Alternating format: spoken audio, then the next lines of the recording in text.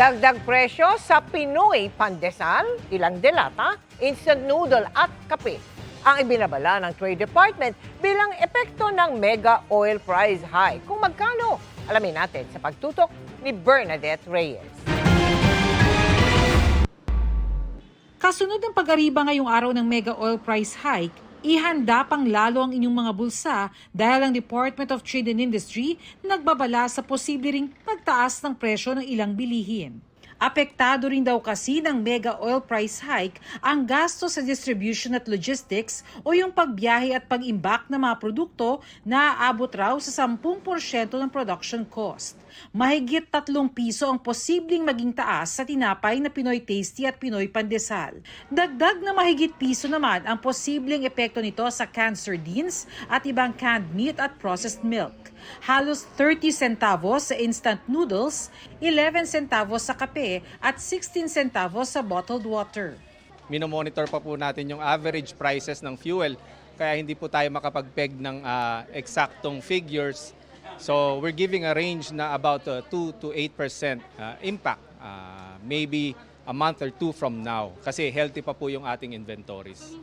Ayon sa Department of Trade and Industry, wala pang formal na sumusulat sa kanila ng mga manufacturers na humihirit ng taas presyo sa mga pangunahing bilihin. Pero ang mga produktong nasa labas na ng suggested retail price guide, maaaring magtaas ng presyo nang hindi na humihingi ng pahintulot mula sa kagawaran. Tulad po ng delata natin, may shelf life po yan, may inventory po yan, nakatago, nasa bodega po yan. So old stock pa po yan ng mga for example, sardinas natin na hindi pa directly impacted dun sa increase ng fuel natin. Maaari po kung talagang nasa negosyante po natin yung naapektuhan po silang ng logistics nila, maaari po magtaas ng reasonable prices yung outside of BNPC. Maybe 2 to 3% hanggang 5% po siguro. Natural po naman talagang mag-react ang ating mga negosyante. Sabi naman ng Philippine Amalgamated Supermarket Association Incorporated, samahan ng mga supermarket owners and operators sa bansa. I guess they're all trying to figure out the degree of uncertainty and if it's worth taking the risk right now to increase or adjust prices this early. The last thing we need to do is to panic buy because that will immediately increase prices because there'll be a lack of supply.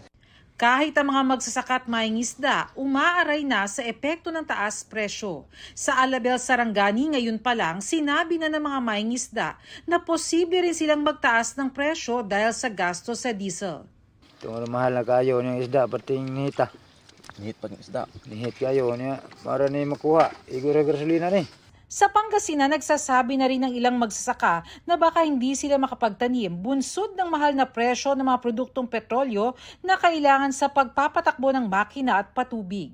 After ng season na ito, hindi na kami magtatanim.